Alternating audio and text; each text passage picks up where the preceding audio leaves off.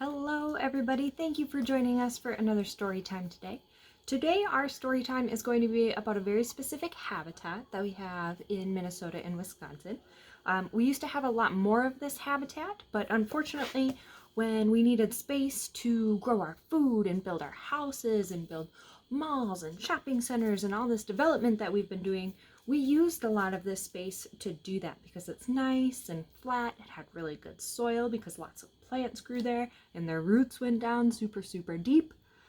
Does anybody know what habitat I might be talking about? If you said a meadow or a prairie, you are correct. And I wanted to read this book right now because I think it's a super fun time to go out and visit a meadow or a prairie. They are still very much alive and full of life in the fall. If you go out, you might see many different kinds of insects. The grasshoppers out there right now are crazy. They're jumping everywhere when I walk through the grasses. You might see a monarch butterfly visiting some final flowers before it starts its migration south for winter all the way down to Mexico. You might see mice running through the grass.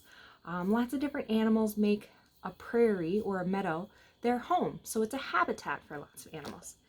In this book that we're going to read, we're going to see some of the different relationships between animals in that habitat. So who can remind me, what is it called when an animal eats another animal? What is that animal called? It's called a predator. And what is the animal called that a predator eats? That's its prey. So we're going to see some predator-prey relationships in this habitat. So there might be kind of some exciting parts of the story when predators are maybe going after prey. But this is a really great story. I love the illustrations, and it's a rhyming story, which is my absolute favorite. So let's go ahead and get started. So our story today is called The Mouse and the Meadow. It was written and illustrated by Chad Wallace.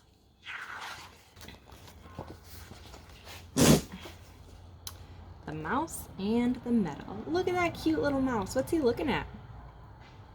A lightning bug.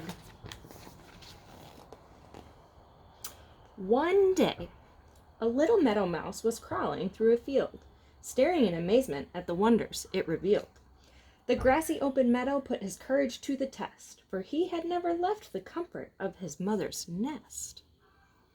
He looks a little bit what? Looks a little bit scared leaving home for the first time. He set out on his own to gain some knowledge of the earth, to experience the lessons that would shape his sense of worth. Among some tangled reeds he saw a spider weaving thread. "What is it you're doing there?" the little rodent said. "I'll trap myself some insects with this sticky silver lace. There'll be no escaping once the webbing is in place." The young mouse watched intently until finally she was done. He marveled at the neat design that crafty spider spun.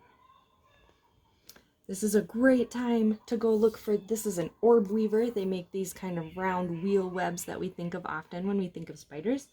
In the fall, these webs often catch dew in the morning, and it makes them kind of glittery and easy to see. So take an early morning walk and see if you can find one of these. As he continued on among the flowers, leaves, and weeds, the mouse soon found another creature tending to its needs. A black and yellow honeybee was busy at her task. "Excuse me," said the mouse, "there's a question I must ask. I see that you are busy, but would you please give mention as to why that yellow flower is in need of your attention?" Any guesses? Why does that flower need this honeybee? "I'm out collecting pollen and sweet nectar for the hive, pollinating flowers so we can all stay alive." He watched her gather nectar from the blossom's shiny crown. She wore the golden pollen like a sticky yellow gown.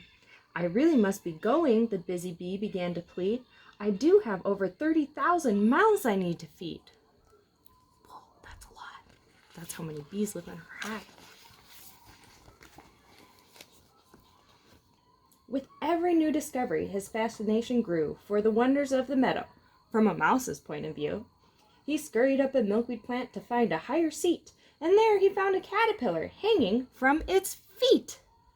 "Wow," said the excited mouse, "that really looks like fun." Completely unaware, a transformation had begun. 13 days, the larva spoke, inside a chrysalis, where I will undergo a total metamorphosis. Some of you might know what kind of butterfly that caterpillar will become. Hint is on it, it's on milkweed. A monarch. The humble rodent left the brilliant insect to her chore, but he would need a break before proceeding to explore, and so the tired mouse had come to rest upon a stone, when suddenly he realized he was no longer alone. The shiny boulder sprang to life, and out emerged a head. It would seem the unsuspecting mouse had been misled. "Excuse me," said the startled mouse, "I thought you were a mound. You fooled me into thinking you were made of solid ground." "Don't give it a second thought," the old box turtle spoke. "I like keeping company with harmless younger folk. You see, not every creature in the meadow is your friend. Some will introduce you to the most untimely end." Uh-oh. So Turtle's warning Mouse that some animals in the meadows might be predators, right? They might want to eat Mouse. Uh-oh, who did Mouse find? The Mouse gave his attention to the Turtle's candid words. Candid means truthful. Which warned the Mouse of hidden snakes and predatory birds. What kind of bird might want to eat a mouse? So far he was fond of all the dwellers in his hood. That is, until he came upon a patch of rotting wood. Something in the darkness raised the hair up on his back. The frightened rodent feared he was the victim of attack. Remembering the wise old turtle's warning to beware, he ducked behind some thorns without a moment left to spare. Lunging from the shadows was a giant hungry snake.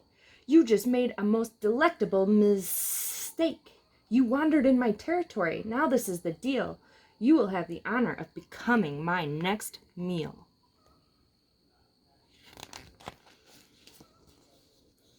The serpent plunged his head inside the twisted, tangled shrub and slipped about the pricker bush in chase of yummy grub.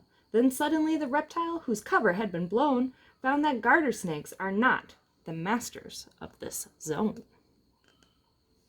How many of you have ever seen a garter snake? Bum, bum, bum. Who's this? A weasel had the munchies for a long and scaly treat. Who would have thought that snakes are something weasels like to eat? So while the giant monsters kept each other held at bay, it gave the frightened mouse the perfect chance to get away. Did you know that weasels will eat snakes?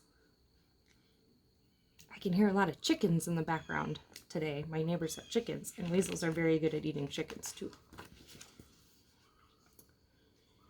He came upon a grassy hole, but found it occupied, a mother rabbit caring for the babies at her side. He counted 7 bunnies snuggled tight upon her chest, safe and soundly sleeping in their warm and cozy nest. "Hello," said the gentle mom, "what brings you to my den?" "It's dangerous outside," he said. "I won't go there again." "There's danger," said the rabbit, "in this meadow where we live, but also it's a place to learn what nature has to give. Every creature in this field and in the sky above plays a part in making this meadow that we love. Each day helps prepare us for the bumpy road ahead, and then the sleepy mouse enjoyed a warm and fluffy bed." That was so nice of this mommy rabbit to let that mouse sleep with all her babies. The mother rabbit's lesson was encouraging and wise, thought the waking rodent as he rubbed open his eyes. The little guy was not aware of all the hours past, but knew the sun was setting by the shadows that were cast. "Thank you," said the tiny mouse. "I'd best be on my way. I need to make my own home in the meadow right away." So once again he ventured out into the world unknown, wondering if one day he'll have bunnies of his own. Sweet. Ooh. Who'd he find? Next, the mouse was witness to a most amazing sight. Tiny insects dancing in a symphony of light. A friendly band of fireflies was lighting up the sky, brilliant yellow flashes like the 4th day of July. One of those glow bugs brightened up a nearby leaf. "How is it you do that?" asked the mouse in disbelief. "A chemical reaction makes our yellow bottoms glow. It shows us where to find attractive females down below." So lightning bugs use their lights to attract a mate. Uh-oh.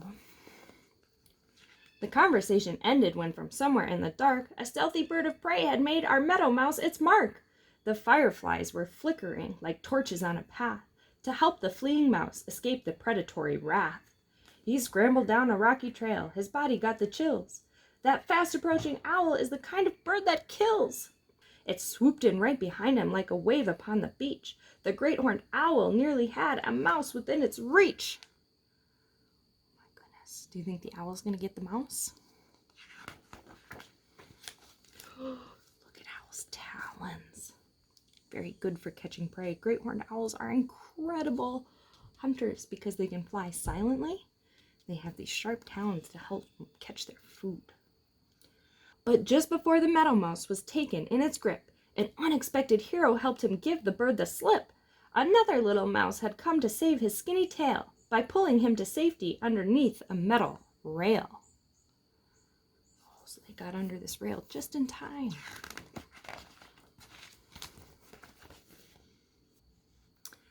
"Thank you," said the shaken mouse. "I was almost food." That bird came out of nowhere in a snacking kind of mood. She peered into his nervous eyes and volunteered a grin.